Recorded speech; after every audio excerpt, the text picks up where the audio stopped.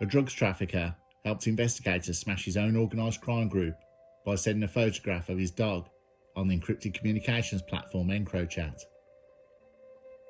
It showed his partner's phone number on the animal's tag.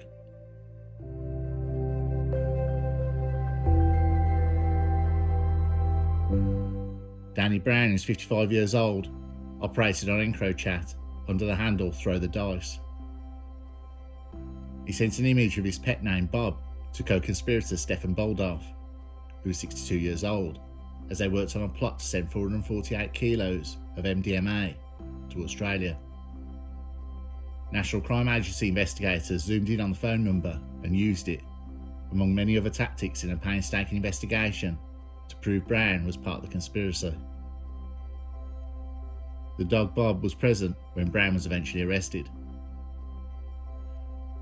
Brown and Boldoff also sent accidental selfies of themselves on Encrypted, giving investigators more proof they were involved in the plan, which saw the drugs hidden in the arm of an industrial digger they shipped to Australia.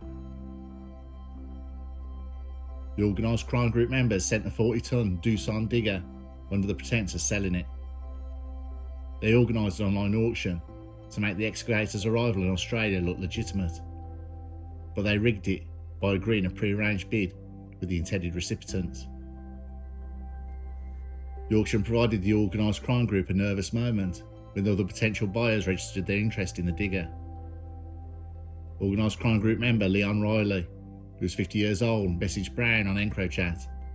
"There are 6 people watching it," he said. Brown replied, "Oh my God, that's not good, is it?" Brown, Boldoff and Riley were convicted at Kingstown Crown Court of drugs trafficking with 3 other men. Brown was jailed for 26 years, Boldoff for 28 and Riley for 24. The trio and their conspirators plotted in the late 2019s and early 2020s to send drugs, which were 77.5% pure, to Australia, where MDMA street value is much higher than the UK. The National Crime Agency led Operation Venetic, the UK law enforcement response to the takedown, which provided investigators with messages offenders had sent thinking the platform was safe from global law enforcement attention. Encrypted users' real names did not appear on the phone messages. Instead, they all used a handle, which investigators needed to attribute to real-world suspects. In one message, Brown of Kingshall Road, Bromley in Kent, sent a photo to his crime group of his television, which showed his reflection in it. And Boldoff of Midhurst Road, Ealing, London, sent a picture of a brass door sign with his face visible in the reflection. The organised crime group bought the excavator, a Doosan DX 420, for €75,000. Riley used the UK address of Tudor Way, Hillingdon, Uxbridge, but was from Dunbeacon in Bantry, Cork, Ireland, arranged for the digger to be moved from Leeds by his company, Missing Equipment. The digger was safely housed in an industrial unit in Grays, Essex. Accomplice Tony Borg, who was 44 years old, at Southwark Path, Basildon, Essex, took delivery of the machine at an industrial unit in Grays, Essex, and worked on it. Philip Lawson, 61 years old, designed the hide and arranged a welder to cut open an arm of the digger and seal the Class A behind a lead lining. Lawson bought a powerful welding machine and arranged for a sign-making company to make some stickers to cover the markings once it'd been repainted. In the days before and after, the organised crime group members' Encro phones were in frequent contact with each other and also used the same cell sites at certain times. Missing Equipment paid a haulage firm £1,600 to move the digger to Southampton docks, and it took from 24th of January to the 13th of March to arrive in Brisbane, Australia.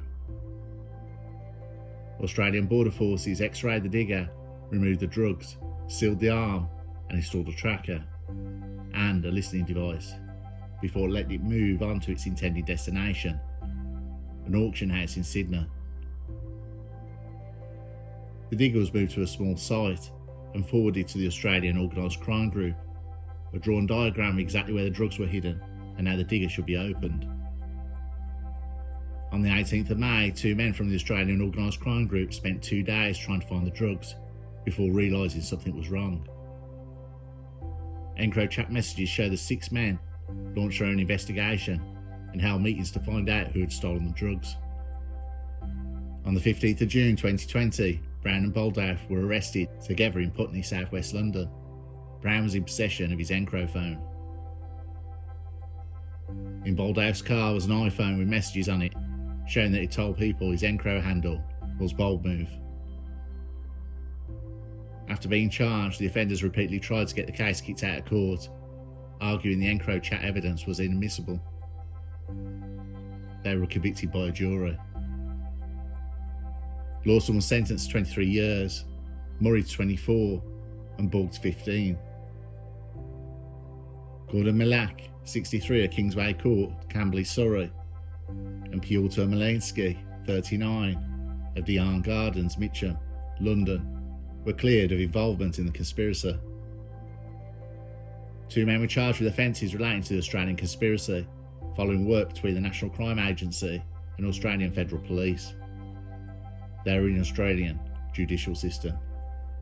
Chris Hill, the National Crime Agency, the operations manager, said, "These men thought they were safe on EncroChat, while my officers did a superb and painstaking job of building evidence against them through a mixture of traditional and modern detective skills."